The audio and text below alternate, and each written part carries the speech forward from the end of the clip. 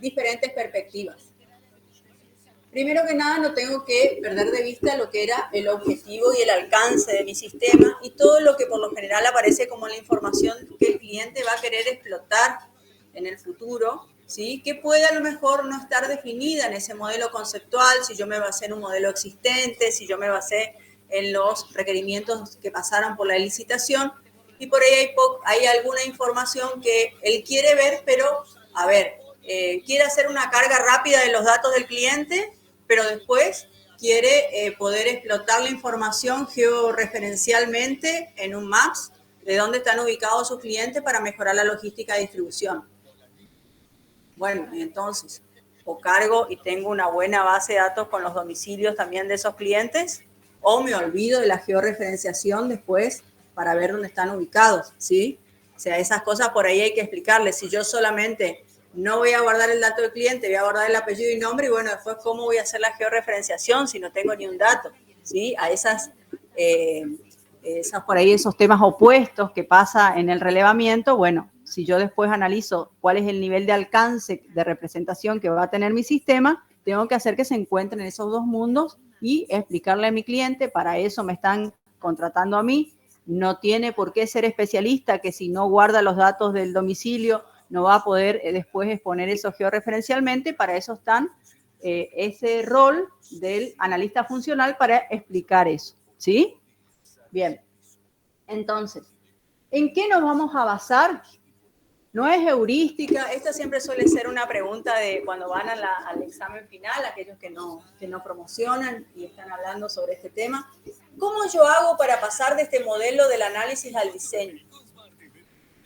No, y voy refinando el modelo y voy haciendo distintos diagramas. Sí, pero ¿y cuándo voy a parar? O sea, ¿cómo sé cuándo está bien, cuándo está mal? ¿Sí? Yo me voy a basar en las reglas de normalización. No es heurística, ¿sí? Está definido cómo voy a ir mejorando ese modelo, ¿sí? Entonces, y dentro de esta, me dice, bueno, son unos factores críticos ir trabajando interactivamente con los usuarios para ir validando esta información que decíamos recién, cuál es la información de salida, seguir una metodología, considerar tanto la estructura de la información como la integridad de la misma, ¿sí? Que toda la información esté representada, utilizar diagramas, construir un diccionario de datos. Bueno, ¿y cuáles son algunos beneficios o características que tiene que tener mi modelo final? Este modelo tiene que ayudar a valorar cuál es la tecnología óptima para desarrollar la base de datos del sistema, permitir conocer cómo va a afectar los posibles cambios en el futuro. Y en esto viene mucho de, bueno, yo estoy en un sistema donde, no sé, se basan de tal normativa, me contrataron, vamos a suponer, en la municipalidad X para que haga el sistema de liquidación de las tasas comerciales. ¿Sí? Tengo que tener un esquema parametrizable porque esas tasas están cambiando por lo menos 1 o 2 veces en el ejercicio, ¿sí? O el coeficiente que actualiza esa tasa. Entonces yo eso no lo puedo pensar como un dato fijo de entrada, sino que ya lo tengo que pensar como una estructura que está todo el tiempo teniendo fechas de corte desde hasta, y en función a eso se va actualizando la información, ¿sí? Porque el dominio propio del problema es así. Entonces, a eso hace referencia de no voy a poder contemplar todos los cambios que van a surgir de acá a 10 años en el sistema. Imposible, o sea, rarísimo eso. Pero bueno, hay ciertas cuestiones que son clave en ese dominio de problema. Y esas son las cuestiones que me está pidiendo el autor que identifique cuando estoy construyendo ese modelo de diseño, ¿sí?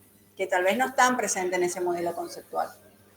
Entonces, este modelo de datos, dice también, facilita la migración de una base de datos a otra. Y esto lo habíamos dicho en el tema anterior, porque por lo general, cuando yo me estoy encontrando con un sistema que estoy generando nuevamente, que estoy haciendo una reingeniería para una mejora, etcétera, etcétera, siempre voy a tener que considerar los datos que ya estaban en el sistema.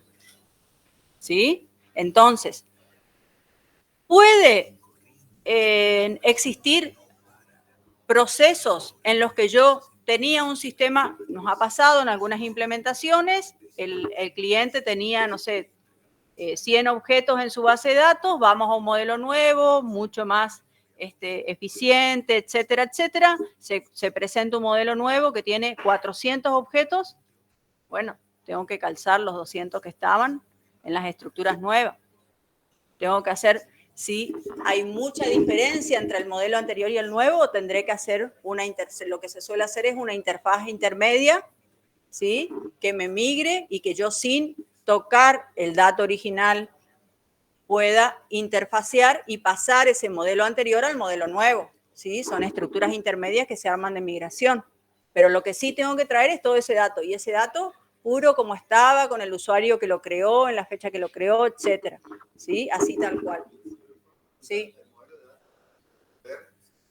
El modelo de datos, uno de los esquemas de representación es el DER, ¿sí? Entonces, estamos mirando que presente características como que sea flexible, mantenible, portable. Cuando habla de portable, ¿a qué hace referencia el autor en portable?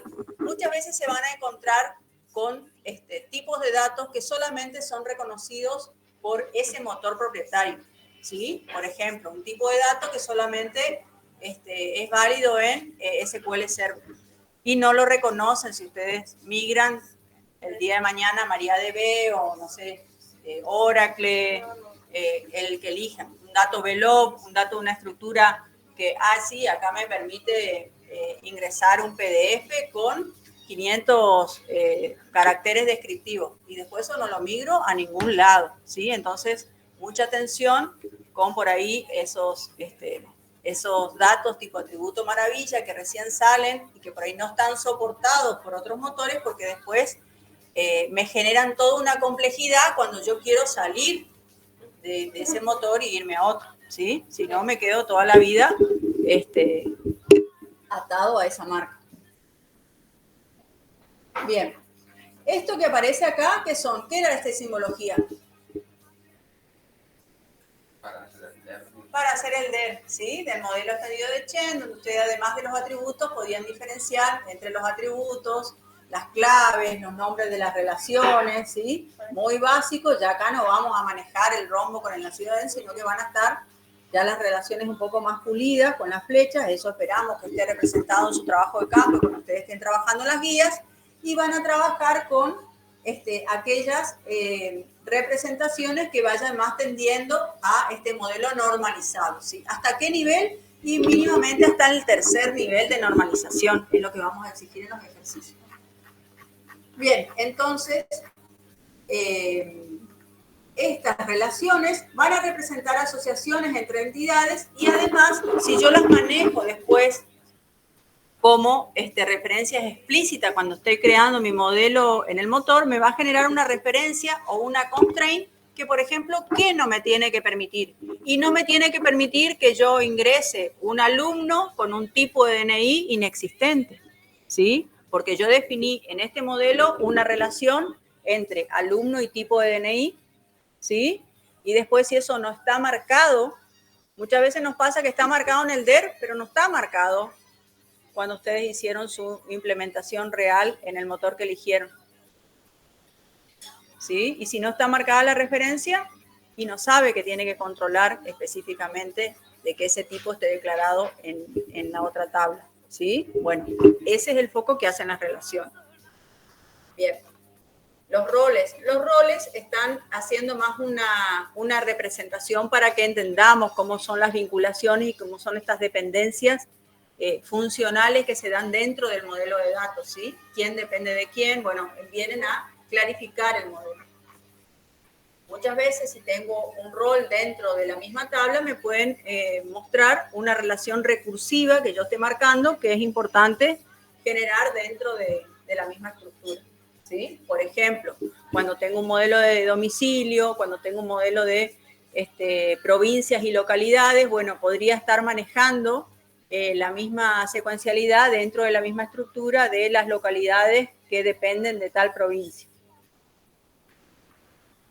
Bueno, los atributos, acá tienen para que hagan un poquito el repaso de los atributos y también se presenta un tema que muchas veces se lo toma como un tema menor, que es la cardinalidad. Y la cardinalidad también me maneja una restricción dentro de mi modelo, ¿sí? Si yo estoy manejando una cardinalidad entre 1 y n, me está significando que cuando yo genere esa información en la tabla A, ¿sí?, tiene que existir en la tabla B, donde está vinculado, al menos un elemento del que yo estoy referenciando, ¿sí? Volviendo a nuestro caso del alumno con el tipo de DNI, el tipo de DNI elegido tiene que al menos existir esa o otras variantes del alumno que está referenciando ese tipo de DNI, ¿sí? Ahora, si yo digo de 0 a n, lo que digo es, puedo no ingresar en ese campo nada, pero si lo ingreso tiene que estar vinculado a la otra tabla, ¿sí?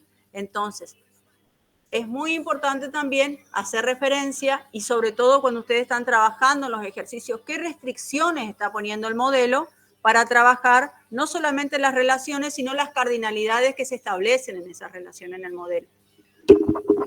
Cualquier consulta me interrumpen, ¿sí? Bien, acá tenemos la simbología de las relaciones y después viene lo que hace referencia a las reglas de funcionamiento del negocio. Estas reglas son las que proporcionan integridad, consistencia y corrección. ¿Y esto a qué hace referencia? A ver, para no leerles acá y ya si leyeron el tema. ¿A qué hace referencia las reglas del negocio? ¿Por qué me dice integridad, consistencia y corrección? ¿Qué me está queriendo decir ahí en el modelo?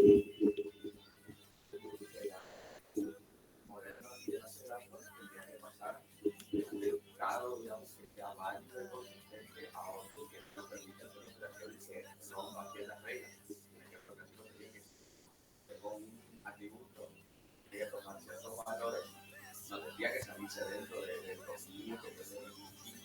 O si, por ejemplo, yo estoy estableciendo una relación, digo, quiero comprarle un producto a un proveedor y ya establecí, por ejemplo, una compra o un pedido, no puedo agarrar y borrar el proveedor porque voy a estar afectando la compra que yo establecí. Entonces tendría que decir, bueno, ¿qué hago ahí? No permito que se borre el proveedor, o si se borra, establezco que es nulo, o quiero agregar, quiero comprarle a un nuevo proveedor que no está registrado, que le digo, agrego el nuevo proveedor, o le pongo nulo para publicar, o pongo un proveedor estándar o predefinido. Bien. Bien, esto que nos dice el compañero son diferentes ejemplos para lo que son las reglas de integridad. ¿Cuáles son algunos problemas que se observan en algunas funcionalidades?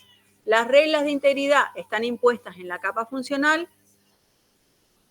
pero no están impuestas de nuevo en el modelo de datos físicos. ¿Y qué quiere decir esto? Que si alguien haciendo alguna tarea de corrección, haciendo alguna tarea de mantenimiento, etcétera, etcétera, etcétera, por error, elimina algún dato que no tenía que ser eliminado o que no advirtió que tenía datos vinculados, no lo sabe el modelo, porque la regla estaba impuesta, todo ese control de que no, cuando va a eliminar, que mire si ya tiene facturas asociadas, etcétera, estaban puestas solo en la capa funcional.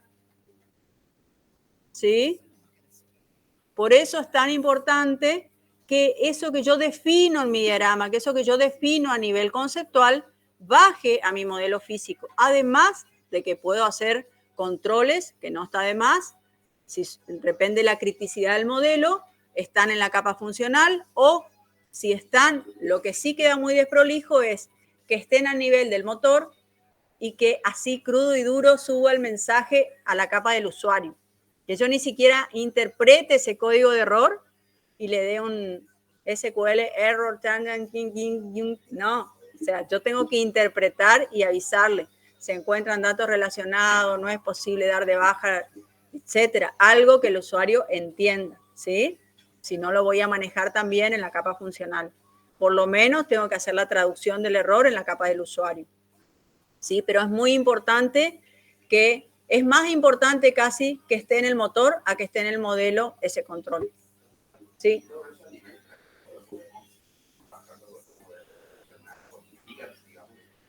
Exacto. ¿Sí? tema de negocio. Sí, sí, sí, lo podés estar manejando, lo pueden practicar en su trabajo de campo, ¿sí? Bien. Entonces, a eso habla, acá nos da un ejemplo de qué tengo que tener cuidado al insertar, por ejemplo, esto que decíamos recién, que ya exista el tipo de DNI que estoy por dar de alta, qué puedo hacer cuando estoy por eliminar, bueno, voy a borrar las ocurrencias, voy a tener algo de ficticio para no borrar todo. Lo más común es o tengo dos alternativas o enviar un histórico de esa información para no perderla, para tener en la tabla si tengo demasiada movilidad, solamente los datos activos, colocar una marca, una fecha de cese para evitar y tener todo, o sea, solamente hacer bajas lógicas, o sea, tengo distintas soluciones, pero lo que no puedo hacer es no contemplarlo, digamos, ¿sí? Tengo que ver cómo audito mínimamente en otros esquemas, también se va toda una hola, ¿qué tal, profe Diego? Bienvenido. Después estoy años viendo qué pasó en mi esquema. Bien. Sí. El modelo físico es el que vos vas a implementar en la base de datos que elijas ahora para el trabajo de campo. No sé, en MySQL, SQL Server, MariaDB, la que elijas. O sea, las tablas que vas a crear ahí, ese ya es mi modelo físico, mi modelo implementado. Exacto. ¿Sí? Bien. Entonces, acá tienen algunos ejemplos de DER, pero yo les voy a mostrar ahora, en un ratito más, los ejemplos que les traje preparados. Estos son muy sencillos, después se los dejo disponible en el aula. Y los problemas por los que aplicamos normalización. Información repetida, pérdida de información, ¿sí? ¿Por qué? Y por esto que decíamos, no están establecidas las reglas de integridad, las reglas del negocio, no están referenciadas las distintas estructuras, con esto de quién depende de quién y demás, a eso hace referencia. Y ahí empieza con las 4 formas normales, que es lo mismo que ustedes van a estar haciendo, o espero que estén haciendo, con lo que ustedes tienen de su modelo de análisis al modelo de diseño. Van a estar analizando los datos y las vinculaciones, las relaciones, evitando de que exista una redundancia, una duplicidad, ¿sí? Y eso es lo que van a ir mejorando. Bien, acá tienen para recordar las 4 formas normales, que ahora las quiero ver mejor en un ejemplo. Y lo que van a ver en este tema también es lo que corresponde a cuando yo necesito desnormalizar mi modelo. ¿Y cuándo necesito desnormalizar mi modelo? Por lo general, en todas las herramientas con las que trabajo, con tableros de información, tableros de control, explotación de información gráfica y demás, ¿sí? Entonces, yo necesito darle al usuario, para que pueda interactuar con ese tablero, una información que ya esté sumarizada o que esté desnormalizada para que él pueda interactuar. Entonces, no sé, le interesa ver a grandes rasgos en un modelo académico cómo es el comportamiento de los estudiantes por carrera. No tengo el dato individual del estudiante, ya están los datos sumarizados por carrera y asignatura, por carrera y asignaturas y quienes tienen regularizada, cursaron alguna vez, quedaron libres, promocionaron, ¿sí?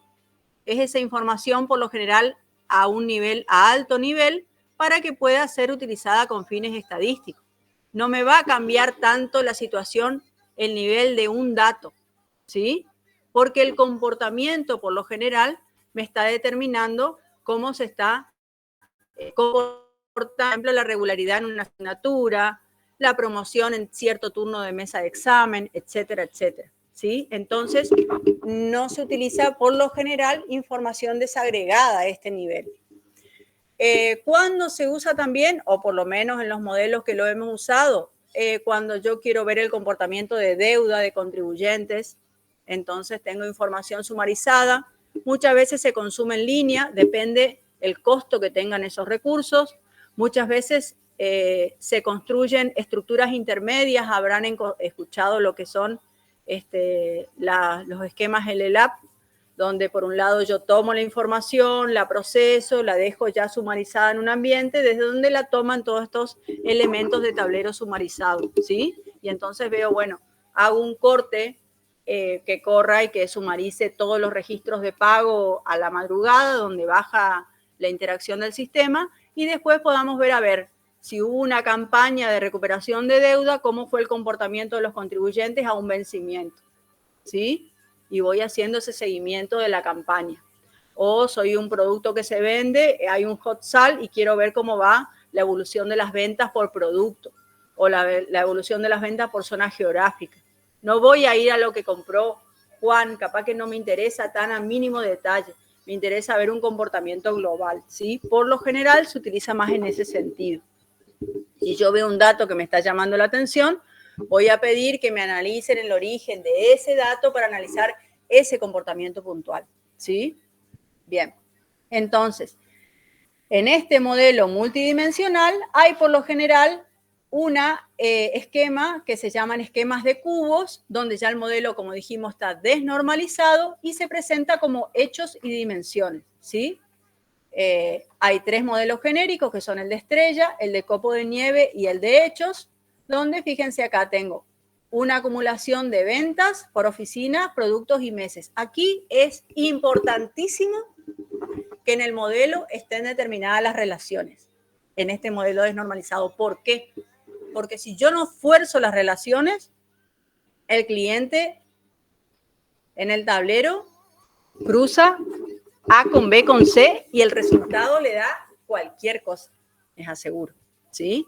Entonces acá es importante que yo le permita determinar los juegos de información que corresponden, digamos, ¿sí? Yo le digo que puede hacer el que no. Exacto, ¿sí? Porque si no, les aseguro que las combinaciones que se le ocurren y da, o sea, si yo no tengo idea de que eso no es un valor irreal, estoy viendo cualquier cosa, digamos, ¿sí? Bien, entonces, vamos a ver esos 3 esquemas, el de copo de nieve, el de estrella y por último el de constelación, donde fíjense acá por mes yo podría navegar en estas relaciones y explotar muchísimo más la información que necesite. Entonces, ¿qué vamos a intentar? Primero, pasar a un buen esquema normalizado. ¿Con qué? ¿Con qué normalizamos? ¿Con qué mejoramos el diseño para implementar un modelo de datos físico? ¿Qué dijimos? Con el cliente, que la representación con el cliente. ¿Pero con qué técnica? ¿Cómo hago?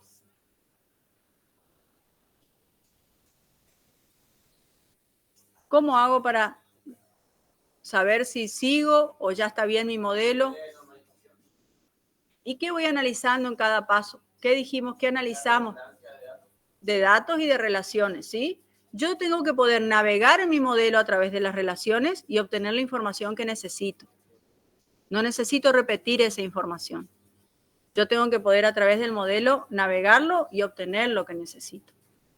¿Sí? Bien, esa es la meta. Bueno, para esto, fíjense, les voy a dejar unos ejemplos en el aula. La idea es que miremos ahora, aunque sea rápidamente, este ejercicio de ver. ¿Lo vieron? Este está habilitado en el aula también. Bien. Bueno, tienen un modelo donde les explica que va a trabajar en una dirección general de rentas de un lugar, va a confeccionar un modelo para leer una declaración jurada donde tiene datos del impuesto, tiene datos del contribuyente, tiene datos con quién interactuó ese contribuyente y con todo ese conjunto de información tiene que hacer un modelo de datos, ¿sí? Entonces, la primer consigna dice, realiza el modelo de datos a través del diagrama entidad-relación, optimice hasta lograr un DER normalizado hasta un punto que considere factible como diseño de implementación. Eso dice la consigna. Bueno, va a un primer esquema donde analiza, por ejemplo, información de la gente, los pagos, la declaración jurada, las percepciones y los sujetos. Arma el diccionario de datos, porque si yo no armo mi diccionario de datos, es imposible que me dé cuenta de la redundancia de atributos. ¿Sí? No me puede decir solamente el dibujo que tengo atributos redundantes. Yo tengo que escribir qué voy a almacenar en ese en esa entidad, que después va a ser una tabla física. Y si esa tabla solamente tiene tipo de DNI, parece grotesco, pero muchas veces hay tablas que solamente tienen ID tal, tiene razón de ser. O sea, tengo una tabla que no almacena nada más que un índice. Tengo que repensar mi modelo. Algo está mal. O sea, ¿para qué la quiero? Hay una clave que corresponde a otra entidad. Bien, entonces, van a ver diferentes cosas en este ejemplo. Acá vuelve a analizar los atributos y dice, bueno, tengo información que parece que va a empezar a estar repetida en cuanto a su contenido, ¿sí?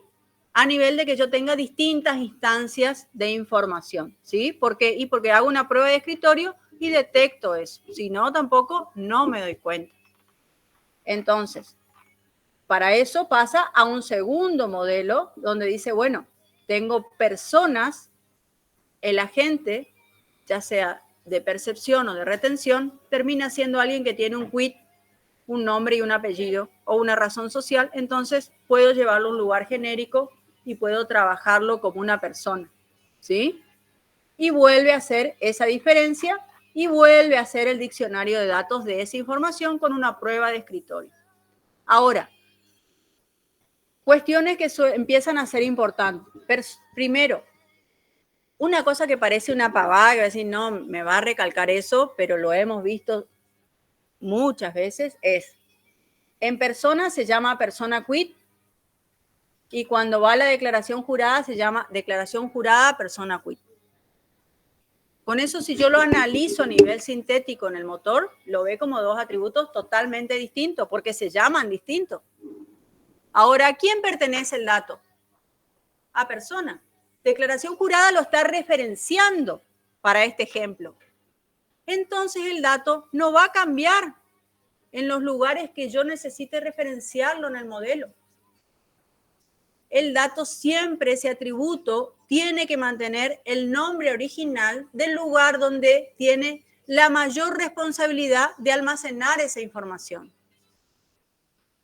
Si yo tengo persona quit y declaración jurada persona quit, y yo puedo entender que ustedes guardan de nuevo el quit en la declaración jurada. Con esto, si mañana advierto de que un quit estaba mal cargado, lo cargué en persona, no me acordé que tiene 10 declaraciones juradas asociadas, no cargué en la declaración jurada, en un lugar, la empresa X tiene el quit 30999 y en declaración jurada, la empresa X misma tiene el quit 30888.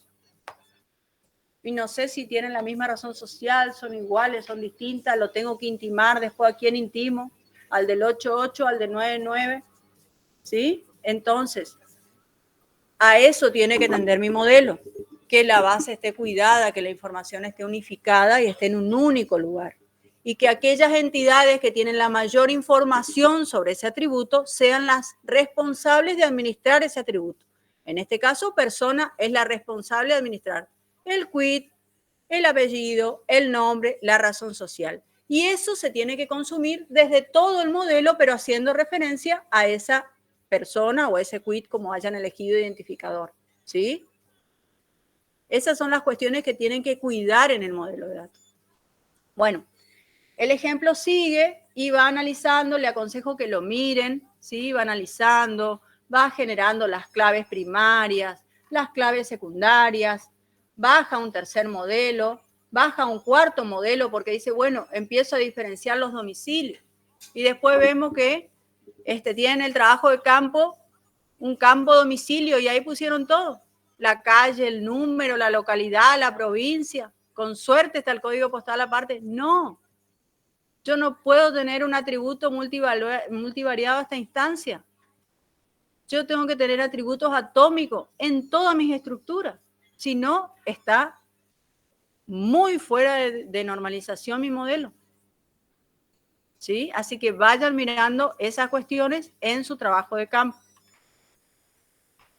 Bien, ¿alguna consulta hasta acá? Bueno, y lo último que lo quiero mostrar, antes de darle paso al profe, que nos va a compartir sus temas hoy, es respecto a este tema que decíamos al principio, 2 temas. Los que están conectados de manera remota, ¿escuchan bien? Sí, Sí, profe. ¿Todavía por ahí? Bien. ¿Alguna pregunta? Bueno. Fíjense que le decíamos para cuando ustedes armen su trabajo de campo, que el otro día me preguntaban algunos compañeros en la salida, bueno, yo tengo un modelo y tengo tales cosas hechas de esta manera, tengo que cambiar todo, que sea de esta manera, de esta otra. No le vamos a pedir que cambien todo el modelo, pero las 2 funcionalidades que ustedes eligen para la primera entrega y para la segunda entrega tienen que coincidir con el diseño que ustedes hacen, y ese diseño tiene que ser reutilizable y tiene que ser traceable con su documentación. ¿Y esto qué quiere decir? Y acá me gustaría, bueno, ahí me van a perdonar, ahora igual vamos a ir al ejemplo, los chicos que están conectados, porque por ahí no, hoy encima no tenemos cámara, así que no van a ver el pizarrón, pero yo voy a ir hablando para que los que están conectados se imaginen al menos. Tenemos un diagrama de secuencia. Bueno, y los de acá van a ver, está muy complicado. Los de acá van a ver. Ahí está, esta tiene un poquito más de... Bueno, tenemos un diagrama de secuencia de una funcionalidad X, ¿sí? Y acá tienen una acción básica, vamos a hacer. Miren lo más básico, producto. ¿Sí? Y de esto no espero que entreguen en la primera entrega, no. Bueno, acá va a obtener producto por categoría.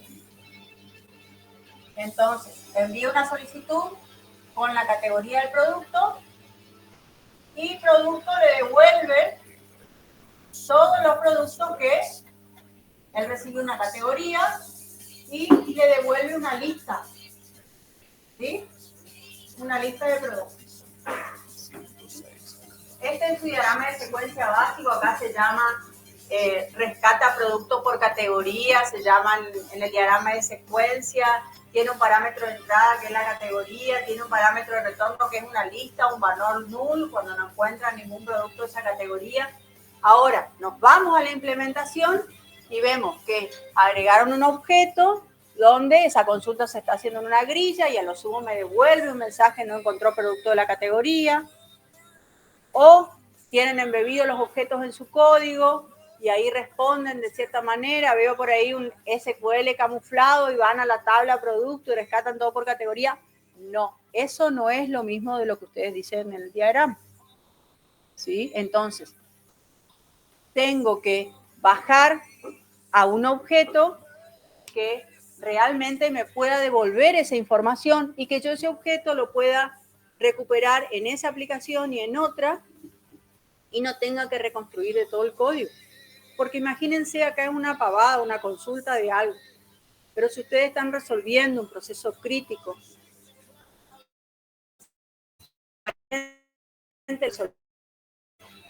X y mañana quieren migrar a XY y toda la lógica está en esa plataforma y de desarrollo que ustedes eligieron, no dimensionan el tiempo que lleva la planificación de cómo voy a migrar eso a la otra plataforma. Porque tengo que hacer todo de nuevo.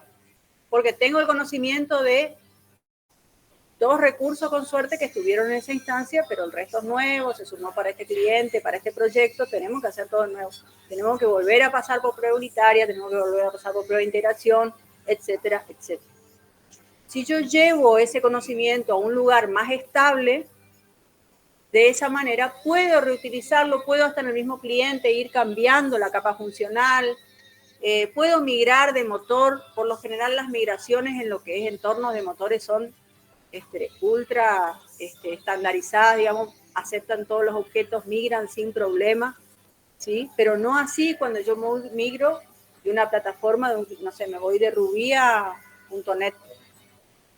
Sé que me reconocerán. Ustedes me dirán, tengo que hacer todo de cero, tengo que apilar, ¿sí?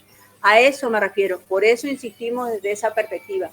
Busquen la manera de que su código quede estandarizado, quede probado, quede reutilizado y lo pueda reutilizar de proyecto a proyecto. Por ejemplo, una cosa básica, que ustedes seguramente van a utilizar en todos los proyectos, lo que es el control de usuario, el manejo de roles, de permisos, de perfiles. Ustedes hacen un buen diseño de un esquema reutilizable y se van a cansar de usar esa funcionalidad de proyecto a proyecto. ¿Sí? Si ustedes tienen todo eso embebido en una capa funcional, lo van a hacer las veces y con suerte no se van a olvidar de llevar los objetos completos como funcionaban el otro que no tuvo problema. ¿Sí? A eso hace referencia. Entonces, si por ahí no tienen la práctica de trabajar con una forma, que es la que nosotros les inducimos acá, hay otras, una forma es trabajar con un procedimiento almacenado, con una estructura parametrizable que actualice esa información de la estructura, que también la consulte, y de esa manera también, si para este cliente la tabla personas tiene 5 atributos y para aquel cliente que era mucho más especializado, la tabla persona tiene 15 atributos, mi funcionalidad básica no cambia porque yo lo que expongo es solamente la parte pública y lo que quiero devolver. Y podré tener una versión 2 que les ponga más atributos a este otro cliente que necesita más información de retorno. ¿Sí? Pero no se me rompe todo el modelo. Yo estoy segura de lo que ya funciona y que puedo llevar como una funcionalidad para una primera entrega. Entonces, yo les traje un ejemplo que les voy a dejar en el aula también. Hoy, encima tienen la ayuda de todas las herramientas de IA a su mano, lo que elijan. Bueno, entonces, estos 2 libros les recomiendo para todos los que quieren bajar. Vimos muy rápido lo de base de datos, pero lo que necesito es que vean el ejemplo, que analicen los casos y que la próxima clase volvamos a retomar este tema, porque por eso nosotros hacemos un corte y el primer parcial es un tema central, diseño de base de datos. Y vamos a ver tema 7, la otra clase dejamos lo que es tema 4 y 5, que es orientado a objeto, para que no haya ningún cortocircuito ahí en el medio. Así que la clase que viene vamos a volver a retomar tema 3, pero ustedes tienen que mirar los ejemplos, tienen que tratar de hacerlo, tienen que encontrarse con alguna, espero que no, pero si se encuentran con alguna complicación, lo vemos acá. Y, sí. Sí. Estos links están, cuando ustedes entran a Moodle, ¿sí? Vieron que abajo dice biblioteca digital. Están ahí, son libros que están vinculados y estaban los 2 disponibles en PDF. Así que si vos estás logueado a Moodle, vas a ver en el lado izquierdo, donde te aparece algunos novedades y demás tutoriales, ahí podés ingresar a la biblioteca. Bien, bueno, ahora después le compartí la invitación en todo el polo y... ¿Dónde me quedó? Acá. Esto.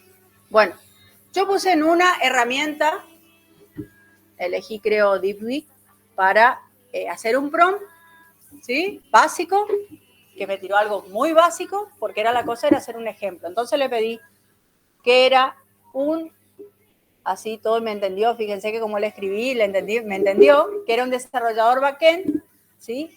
Es un desarrollador backend, a él le dan una funcionalidad concreta, ¿sí? No va a hacer todo el modelo. Y en esa funcionalidad concreta tiene que hacer un servicio para incorporar datos a una tabla cliente que contengan los siguientes datos: identificación del cliente, apellido, nombre, identificación del domicilio, fecha de baja. En otra tabla se debe administrar el domicilio del cliente y vincular ambas.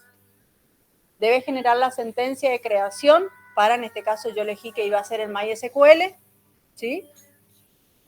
Tanto para las tablas como para los procedimientos que inserten y o actualicen la información. Finalmente, crear una API en Java, yo le dije en Java, ustedes le dirán en el lenguaje que estén utilizando, para poder utilizar estos procedimientos desde la aplicación. ¿Por qué? Porque fíjense, ahí yo elegí un motor con el que estoy trabajando en este entorno, ¿sí? Le dije que me cree las tablas.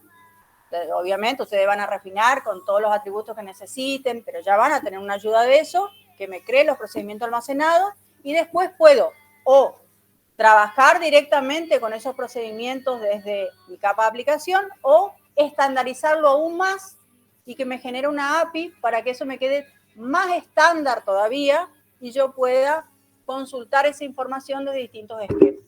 ¿sí? Ahí verán ustedes cómo prueban. Bueno, y eso es el primer esquema, que para mí tiene mucho más que mejorar, pero bueno, tendría que haber mejorado mi prompt, ¿sí? Yo le pedí, él me hizo lo que yo le pedí. Bueno, me creó la tabla, el script. Ustedes abren un SQL, corren su script y ya les genera automáticamente la sentencia de creación de las tablas con los datos que pueden ser no nulo, obligatorio, todo eso tendría que agregarle. Me genera primero lo que es correspondiente a domicilio, luego me generó lo correspondiente a provincia y fíjense, me generó la foreign key porque yo le dije que van a estar vinculadas por ese campo. Entonces, esto es lo que decimos forzar en el modelo, que ya crear la foreign key para ir a esta integridad, a este modelo de negocio, esto que decíamos al principio, ¿sí? Si yo no tengo la foreign key creada, no son por el mismo nombre, bueno, ya le voy sumando complejidad a mi modelo. Después armó los procedimientos almacenados. En algunos casos, algunos motores les van a permitir hacer paquetes, eso es lo que más se asemeja. Yo les voy a dejar otros ejemplos que hicimos el año pasado en Oracle también, que maneja lo que es paquete de base de datos, entonces ustedes pueden ahí trabajar como lo que fuera casi una clase, ¿sí? Porque agrupan todo lo que es persona en un paquete persona, todo lo que es domicilio, todo lo que es deuda, inscripción, etcétera, agrupan por grupos funcionales, digamos. Ahí lo asemejan lo más factible a su diagrama de clases, aunque sigo en un modelo objeto relacional para el motor. Bueno, tienen las constraints de los insert, de los set de las variables, y después, bueno, están todas las sentencias de creación, están viendo los que están, sí, porque está compartiendo. Y después, fíjense que viene la sentencia de creación de APIs en Java con Spring Boot. Bueno, me dice la estructura que tiene que armar para hacer esa API, crea las estructuras, etcétera, etcétera. Entonces, tienen una ayuda importante hoy en día para probar y hacer y ir a ese modelo de implementación que se ajuste a su modelo de diseño que le estamos pidiendo, ¿sí? En la asignatura, para que lo prueben, lo analicen y vean cómo va a ser un modelo mucho más mantenible. Está bien, acá lo van a ver el ejemplo en un diagrama chiquito, en un caso chiquito de su trabajo de grupo, pero la idea es que se empiecen a integrar con estas formas de construcción para que lo que ustedes construyan sea mucho más mantenible, sea más reutilizable, esté estandarizado y trabajen de una manera más ordenada y organizada también, hasta dentro de sus propios proyectos, ¿sí? Lo digo por ahí, si trabajan en un ámbito donde ya se trabaja de otra manera, bueno, yo me tengo que adaptar a esa cultura de trabajo que tiene lugar, porque se trata de estandarizar las formas de trabajo, pero si yo soy un desarrollador que está iniciando, quiero trabajar mis proyectos independientes de esa manera, en una fábrica de software, en un grupo de trabajo, les recomiendo que vayan por estas tendencias que son más reutilizables, más parametrizables, porque ustedes mismos van a ver en la secuencia del tiempo cómo lo que hoy les demora un poquito más, tal vez en la construcción, mañana les saca un montón de dolores de cabeza cuando tengo que ampliar esa funcionalidad, que toda funcionalidad se amplía en el tiempo, ¿sí? Por chiquita que sea. Así que bueno, ¿alguna consulta hasta acá? Bien. Bueno, no se olviden, si ustedes utilizan ChatGPT, la que utilicen, Copilot, después referencia en su trabajo, bueno, ¿qué utilizaron? Se crearon las tablas, pero van a ver que les va a dar una ayudita para avanzar en algunas cuestiones. Aquel que ya recuerda de programación orientada a objetos, de base de datos, de taller, que ya también están usando APIs y demás, la creación, no le hace falta, no lo necesitan, pero aquel que no lo realizó todavía, por ahí es una ayudita que les sirve para acortar los tiempos, ¿sí? Cuando ustedes por ahí empiezan a hacer uso cada vez más de esa forma de trabajo, yo hoy veo esto y digo, bueno, sí, tiene un montón de cosas para mejorar este código. Porque acuérdense que les trae el código más generado, no el más performante, ¿sí? Eso lo tengo que customizar yo al prompt, o esa es la parte en que yo sumo mi conocimiento a lo que él, bueno, ya me dio un avance, ahora lo mejoro, ¿sí? Ahí está la estrategia que ustedes utilizan. Pero bueno, por lo menos una ayuda. Por lo menos no parten de cero, aquel que pensaba en partir de cero. ¿Sí? Bien, bueno, retomamos el tema 3, la otra clase.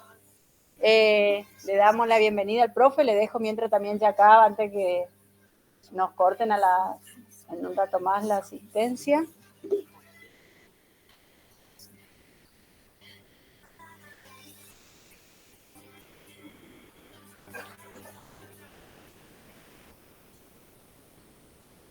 No, mira que estaba por acá el chat. ¿Dónde era que estaba el chat? Espera que acá. Asistencia. Acá estaba la invitación, les dejo también esto.